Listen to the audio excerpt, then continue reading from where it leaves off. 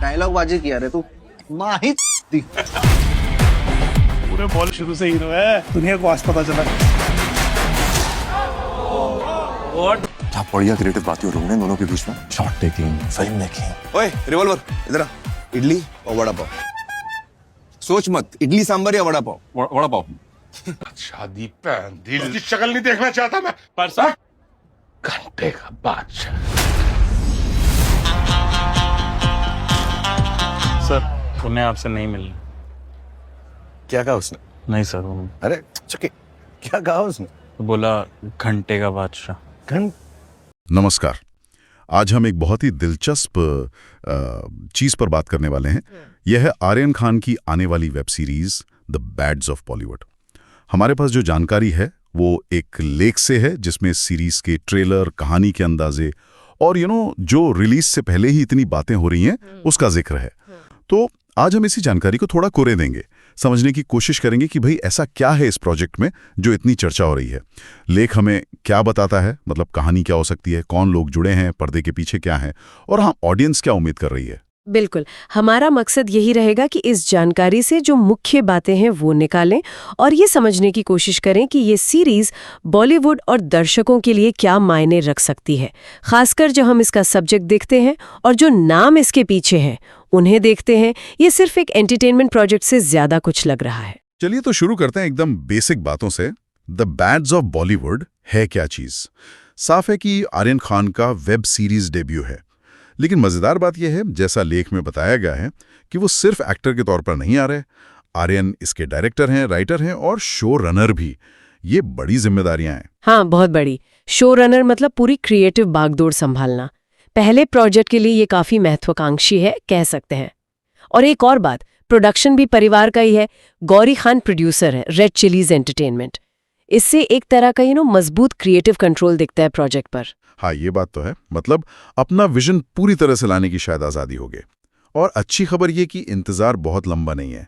लेख में release date दी है 18 सितंबर 2025। और प्लेटफॉर्म भी नेटफ्लिक्स है। हाँ, नेटफ्लिक्स, मतलब दुनिया भर में देखी जाएगी। बिल्कुल, ये नेटफ्लिक्स जैसे बड़े प्लेटफॉर्म पर आना ही दिखाता है कि प्रोजेक्ट का स्केल बड़ा सोचा गया है। ये सिर्फ इंडिया तक सीमित नहीं रहेगा। अच्छा, अब जरा ट्रेलर पर आते हैं। लेख में जिक्र है इसका करीब 3 मिनट 28 सेकंड का। हाँ, 3.25 मिनट से ज्यादा। आजकल के टीजर के जमाने में ये काफी लंबा है। तो मतलब कहानी और माहौल की अच्छी खासी झलक मिल जाती होगी इसमें। कहानी का सेंटर बताया जा रहा है। आसमान सिंह नाम का एक कैरेक्टर है, एक उभरता हुआ एक्टर जिससे लक्ष्य निभा रहे हैं। हाँ, उन्हें पहले भी देखा है कुछ रोल्स में। और जो इशारे मिल रहे हैं उनसे लगता है कि कहानी सिर्फ बॉलीवुड की वो ग्लैमर वाली दुनिया नहीं दिखाएगी। हाँ, बल्कि उसके अंधेरे पक्ष को भी शायद सामने लाएगी। लेख में साफ तौर पर नेपोटिज्म, वो पॉपुलैरिटी की दौड़, इंडस्ट्री की अंदरूनी राजनीति। हाँ, ये विषय तो हैं काफी जिन पर हमेशा बात होती है। और दिलचस्प ये है कि इसे उठाने वाला शख्स खुद उसी इंडस्ट्री का हिस्सा है जिस पर ये सवाल उठते हैं। सही कहा। असली टेस्ट तो यही होगा कि इन मुद्दों को कितनी ईमानदारी से, किस नजरिए से दिखाते हैं। क्या सिर्फ सेंसेशन के लिए टच करेंगे या वाकई कोई सीरियस बात कहने की कोशिश होगी? क्योंकि बॉलीवुड पर तो अक्सर ये इल्जाम लगते हैं ना कि वो अपनी प्रॉब्लम्स छुपाता है। बिल्कुल। अगर ये सीरीज जैसा लग रहा है, इन पर खुलकर बात करती है, तो ये एक जरूरी बहस छेड़ सकती है, इंडस्ट्री के अंदर भी और बाहर भी। अच्छा, अब उस बात पर आते हैं जिसने शायद सबसे ज्यादा सुर्खियां बटोरी हैं, कैमियो। हाँ, वो तो बड़ी खबर है। लेख के मुताबिक शाहरुख खान और आमिर खान जैसे सुपरस्टार्स इसमें नजर आ सकते हैं। मतलब अगर ये सच है तो ये बहुत बड़ी बात है। बिल्कुल, ये एक बहुत ही अहम पहलू है। देखिए, ऐसे बड़े नामों का जुड़ना सिर्फ मार्केटिंग के लिए जबरदस्त नहीं है।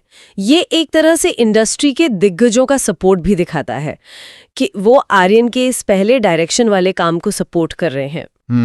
लेकिन क्या ये सिर्फ सपोर्ट है या कहानी पर भी असर डालेगा? वो तो खैर, वो तो देखने पर ही पता चलेगा। और एक और मजेदार बात, लेख कहता है आर्यन सिर्फ कैमरे के पीछे नहीं है, माइक पर भी हाथ आजमाया है। अच्छा। हाँ, सीरीज के लिए गाना है तिरुकी पता, उसमें उन्होंने सिंगिंग डेब्यू किया है। अरे वाह, ये तो मल्टी टैलेंटेड वाली बात हो गई। और उस गाने में दिलजीत दोसांझ और उज्जवल गुप्ता भी हैं। हाँ बिल्कुल, ये नाम भी इसे और खास बनाते हैं। तो ये दिखाता है कि वो सिर्फ अपनी फैमिली लेगेसी पे नहीं टिके रहना चाहते, अपनी अलग पहचान बनाने की कोशिश है। राइटिंग, डायरेक्शन, अब सिंगिंग। हाँ, ये सारी चीजें मिलकर उम्मीदें तो बढ़ाती हैं। पर साथ ही जैसा लेख में भी इशारा है, कुछ जरूरी सवाल भी हैं। सबसे बड़ा सवाल तो यही कि क्या ये शो वाकई बॉलीवुड की वो असलियत, वो डार्क साइड उतनी ईमानदारी से दिखाएगा, या फिर कहीं वो भी थोड़ा सतही ग्लैमर और मेलोड्रामा में ही ना उलझ जाए। और यहीं पर वो नेपोटिज्म वाला मुद्दा फिर से बहुत अहम हो जाता है। हाँ बिल्कुल, क्योंकि आर्यन खुद एक स्टार किड है, तो सबकी नजरें होंगी कि भाई इस टॉपिक को कैसे हैंडल किया है। क्या ये आलोचनात्मक होगा या कहीं ना कहीं बचाव करता हुआ दिखेगा? ये बैलेंस बनाना बहुत मुश्किल होगा। लेख में सोशल मीडिया के अटकलों का भी जिक्र है। लोग अंदाजे लगा रहे हैं कि शायद रियल लाइफ कंट्रोवर्सी से जुड़े सीन भी हों। हाँ, और अगर ऐसा हुआ तो ये और भी ज्यादा ध्यान खींचेगा और शायद विवाद भी। ये सारी उम्मीदें, सवाल, अटकलें, ये सब मिलकर सीरीज पर एक प्रेशर तो बनाती हैं।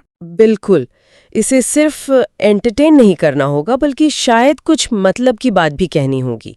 जैसा लग रहा है अगर कहानी में दम हुआ, कैरेक्टर्स में गहराई हुई, डायलॉग्स अच्छे हुए, तो ये सिर्फ एक और वेब सीरीज नहीं रहेगी। ये बॉलीवुड पर एक जरूरी कमेंट्री बन सकती है। इस सब के बीच दर्शकों का रिएक्शन कैसा है अभी? लेख कहता है मिला जुला है। हाँ, वही उम्मीद थी। कुछ लोग तो बहुत एक्साइटेड हैं आर्यन के डायरेक्शन डेब्यू और इस बोल्ड टॉपिक को लेकर, तो दूसरी तरफ कुछ लोग सवाल उठा रहे हैं कि क्या एक स्टार किड की सीरीज इंडस्ट्री की आलोचना में निष्पक्ष हो सकती है? और ये सवाल उठना स्वाभाविक भी है।